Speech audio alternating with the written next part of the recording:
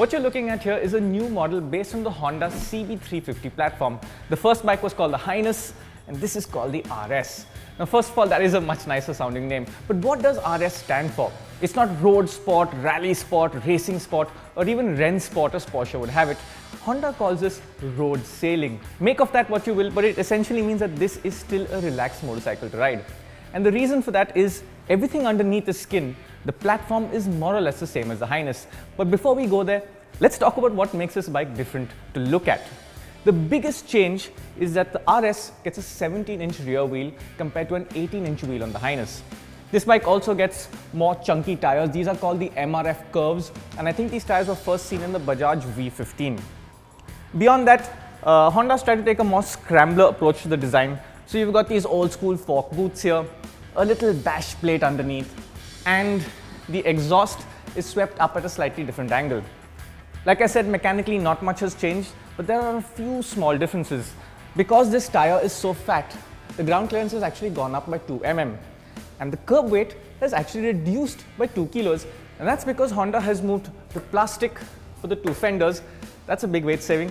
And there's the weight saving of the wheel. The design of the wheels is the same, but there are other elements around the bike that look a little different from the H'ness, and I quite like that. There's more matte black all over the bike, replacing a lot of the chrome on the bike, and I think it makes the RS look like a more cohesive design because there's less finishes visible across the bike. Other small changes come in this nice seat over here. It's got a rib design. Seat height is still 800 mm and the seat length is also the same as on the H'ness. Fuel tank is the same, but as you can see, it gets a new dual tone color, very nice yellow and black combination.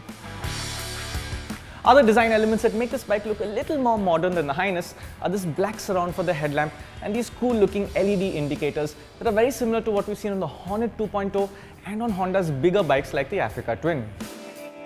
This is the top model and there's a solid red color that's available for 2,000 rupees less. Beyond that, well, things are quite the same. You've got that same 350cc long stroke engine that makes about 21 horsepower and 30 Newton meters of torque. It sounds very similar to the H'ness, and I think that sound is really going to match this motorcycle because it's thumpy at low revs but quite raspy and sporty when you get it up to high revs. Let's show you what that sounds like.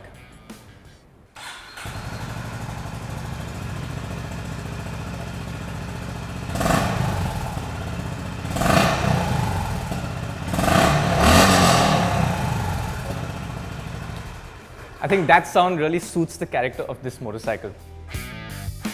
As for the riding experience, well, it should be quite similar because the chassis is untouched and so is the suspension, which means this bike should have that similar firm but comfortable ride quality and very long gearing because Honda hasn't changed the final drive ratio or the internal gearing on this motorcycle. Now, while the chassis may not have changed, you will feel a difference because Honda has changed the ergonomics on this motorcycle. The foot pegs are slightly more rear set and the handlebars a little lower as well. It's still really upright, but a little more sporty and involving.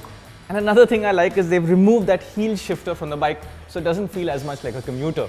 The CB350 also gets the same instrument console with a nice analog speedometer and small digital section on the side. As with the CB350 H'ness, the CB350 RS will also only be sold out of Honda's big wing dealer network. There are currently about 35 active across the country and Honda says it will reach the 50 mark by the end of March.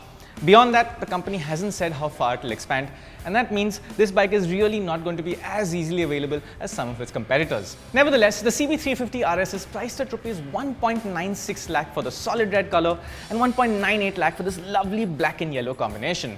That puts it about 10,000 rupees higher than the H'ness, and I don't really think all these changes add up to that, especially when you consider that the RS is based on the base version of the H'ness. So that means you don't get the USB charger, you don't get the Bluetooth connectivity, and you don't get the dual horns. Regardless, we're hoping to ride this bike in the middle of March, so stay tuned for our full review to find out what we think of this bike out on the road.